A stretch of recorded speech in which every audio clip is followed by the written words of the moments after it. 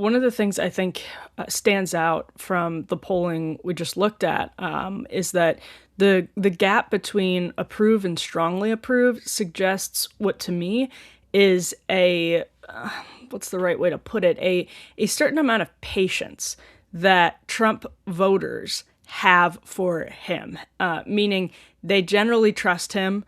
They trust him more than anybody else, at least. It still might not be 100% trust, but they trust him more than they trust Democrats, more than they trust establishment Republicans, and certainly more than they trust the media, the pundit class. And so, what's interesting to me about that is we have seen it decline over the course of the war. And that to me feels like strong evidence he's coasting off, even with these numbers as bad as they are, off of some fumes of patience that is baked in, patience and trust that is baked in for Trump with a lot of hardcore fans that he has. And how you measure the base is always interesting because sometimes it's measured by self-identified MAGA. You know, would you consider yourself a MAGA voter? Versus in this case, it was Republicans. And I think sometimes people talk about the Trump base and they kind of mean MAGA, or sometimes they just mean the Republican electorate.